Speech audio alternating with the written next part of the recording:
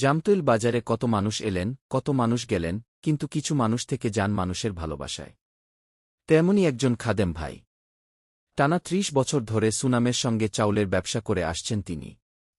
দেশের বিভিন্ন মোকাম থেকে স্বচ্ছ, বাছাই করা ও ভালো মানের চাল সংগ্রহ করে স্থানীয় মানুষের হাতে তুলে দেন। তার কাছে চাউল শুধু একটি পণ্য নয়, প্রতিটি পরিবারের ভালো খাবারের নিশ্চয়তা। সদা প্রাণবন্ত, হাস্যোজ্জ্বল এই মানুষটির আন্তরিক ব্যবহার আর সততায় তৈরি হয়েছে দীর্ঘদিনের আস্থা। ব্যবসার ব্যস্ততার মাঝেও তার মুখের হাসি যেন ক্রেতাদের আপন করে নেয়। বয়স বাড়লেও মানুষের ভালোবাসা তার চলার শক্তি।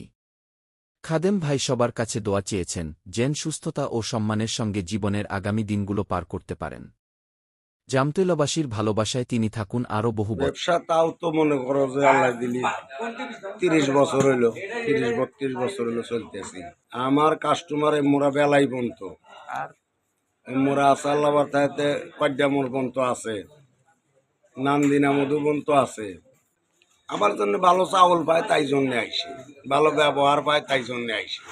শরীরের অবস্থা মোটামুটি ভালো না ভাই, অবশ্যই সবাই জানি দোয়া করে, আমি জানি বাকি সুস্থ থাকি, মালিকের ভালো কাম কাজ করে জানি দুনিয়াতে বিদায় নিবার পারি।